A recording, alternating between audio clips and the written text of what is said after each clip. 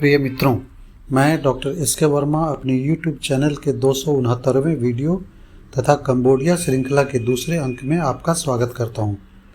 पिछले अंक में मैंने आपको कंबोडिया का पहली शताब्दी से लेकर 1981 ईस्वी तक के इतिहास का एक संक्षिप्त विवरण बताया था। आज के अंक में मैं आपको कंबोडिया के इतिहास का सबसे काला अध्याय के बारे में बताऊंगा, जिसमें लगभग 15 से 20 लाख लोगों की मृत्यु हुई।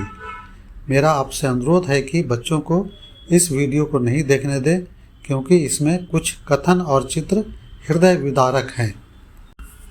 मित्रों, जब हम कंबोडिया के बारे में सोचते हैं तो हमारे दिमाग में अंगकोर वाट के भव्य मंदिर, शांत बौद्ध भिक्षु और मुस्कुराते हुए लोगों की तस्वीरें नजर आती हैं।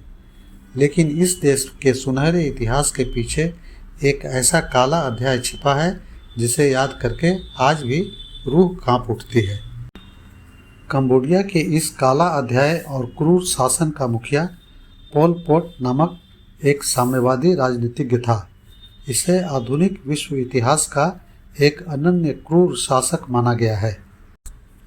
यह कहानी एक ऐसे तानाशाह की है जिसने साम्यवाद कम्युनिज्म के नाम पर अपने ही देश को एक विशाल कंसंट्रेशन कैंप में बदल दिया।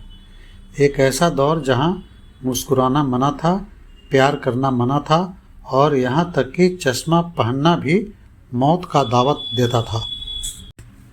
आज के वीडियो में हम कंबोडिया के इतिहास के उस सबसे काले और दौर से गुजरेंगे, पोल पॉट और उसके संगठन खमेर रूस का अत्याचारी शासन। हम जानेंगे कि कैसे एक आम शिक्षक इतिहास का सबसे क्रूर तानाशाह बन गया और कैसे कंबोडिया की 25% आबादी को अपनी जान गंवानी पड़ी। पोल पॉट, जिसका असली नाम सलोथ सार था, का जन्म एक समृद्ध किसान परिवार में हुआ था। वह एक मेधावी छात्र था। उसे रेडियो इलेक्ट्रॉनिक्स की पढ़ाई के लिए फ्रांस की राजधानी पेरिस भेजा गया था। पेरिस में वह साम्यवादी विचारधारा के संपर्क में आया और उपनिवेशवाद के खिलाफ लड़ने का मन बना लिया। कंबोडिया लौटकर उसने एक निजी स्कूल में इतिहास और भूगोल पढ़ाना शुरू किया, लेकिन गुप्त रूप से वह एक कम्युनिस्ट विद्रोह खड़ा कर रहा था। यही वह समय था जब उसने खुद को ब्रदर नंबर 1 का नाम दिया और अपने गुप्त संगठन खमेर रूस की नींव रखी। उसका उद्देश्य कंबोडिया को एक शुद्ध कृषि आधारित और बाहरी प्रभाव से मुक्त समाज में बनाना था। कहानी शुरू होती है 17 अप्रैल 1975 को। पोल पॉट के नेतृत्व में खमेर रूस की सेना ने कंबोडिया की राजधानी नोमपेन पर कब्जा कर लिया।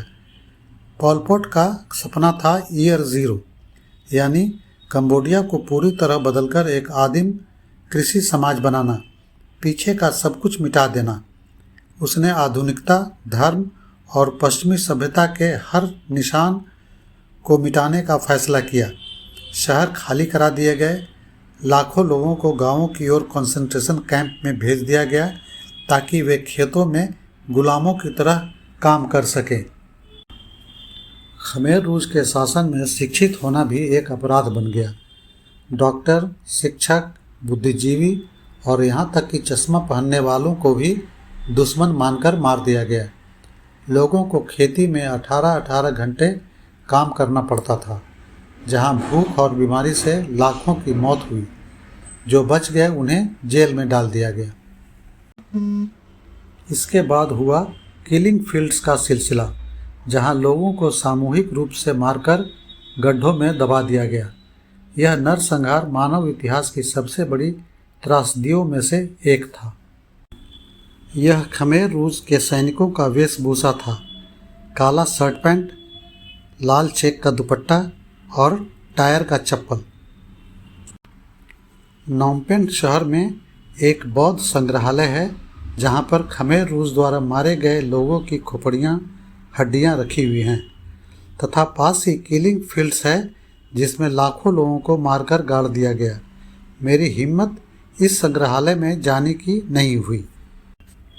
आज कंबोडिया फिर से उठ खड़ा हुआ है, लेकिन इतिहास के पन्नों को पलटना जरूरी है ताकि हम मानवता की कीमत समझ सकें। आपको कंबोडिया के इतिहास की यह जानकारी कैसी लगी, कमेंट में बताएं।